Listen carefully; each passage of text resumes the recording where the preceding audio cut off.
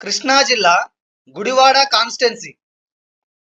ఇక్కడ 2014లో వైసీపీ నుంచి కొడాలి శ్రీ వెంకటేశ్వరరావు గారు, టీడీపీ అభ్యర్థి అయిన రావి వెంకటేశ్వరరావు గారి మీద పోటీ చేసి 11,537 ఓట్ల మెజారిటీతో గెలవడం జరిగింది.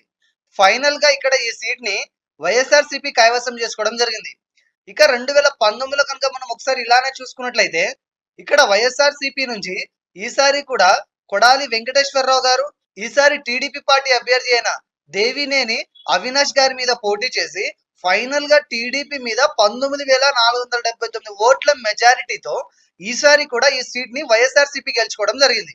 ఇక ఈ 2024లో ప్రస్తుత పరిస్థితిని కనుక మనం చూసుకున్నట్లయితే ఈసారి టీడీపీ, జనసేన, బీజేపీ కూటమి అభ్యర్థిగా టీడీపీ నుంచి వెనిగండ్ల రాము గారు పోటీ చేయడం జరుగుతుంది.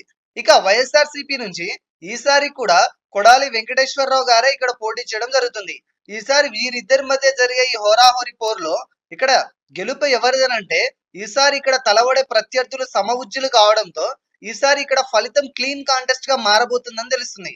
ఇక 2014, 2019లో ఇక్కడ మనం అబ్జర్వ్ చేసిన రిజల్ట్ ని దృష్టిలో పెట్టుకొని అలాగే కొన్ని ముఖ్యమైన సర్వేలను పర్యవేక్షించి చూడగా ఇక్కడ ఎక్కువ శాతం ఎడ్జ్ మాత్రం వైఎస్ఆర్ సిపికే ఉందని తెలుస్తుంది. కానీ ఈ గెలుపు అన్నది కొత్తగా ఈసారి పోలవబోయే యువత ఓట్ల మీద కూడా ఆధారపడి ఉంటుంది.